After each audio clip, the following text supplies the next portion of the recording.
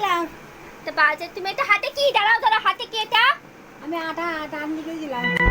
কি ব্যাপার স্যাপার বলো তো?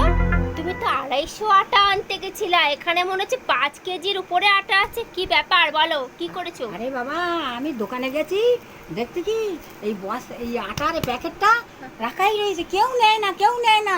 আমি বললাম বাবা, আমার তো ঘরে 1 ফোঁটা আটা নেই, কি হবে? এই আটাটা যদি গেড়া মারতে পারে তো আমার এখন 15 দিন চলে যাবে। তারপর দেখছি কি আটাটা নিয়ে টুক করে নিয়ে ঘাড়ে করে নিয়ে মার পরে পরের জিনিস নিয়ে লোভ করা তো বুঝবে খেলা একদিন। তুমি এবার দেখো না, পরের এটা কত টাকা দিন, ওর নিজের একটা খরচের 1 মাসের খরচ, সেটা তুমি চুরি করে নিয়ে এসছো বাগিয়ে। তোমার সহ্য হবে না, ধর্মের কল বাতাসে নড়ে। তুমি হেগে হেগে মরবা, দেখবে হেগে চালের বস্তা কার বাড়ির থেকে আবার করতে কি সব উড়িয়ে নিয়ে নিয়ে চলে আসছো। একদিন মনে আছে, একদিন হচ্ছে কার শাড়ি হারিয়ে গেছে, শাড়ি চুরি করে নিয়ে আসছো। কার ওই কলা গাছ থেকে কলা চুরি করছো, ওই চুরি করছো, চুরি করে করেই তোমার জীবন শেষ। বুঝতে, চুরি করে করে দিয়ে নিয়ে। আরে বাবা, ওরাও কি চুরি করে না?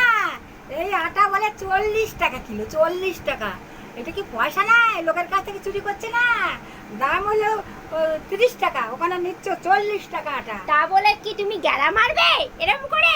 তা কি হয়েছে?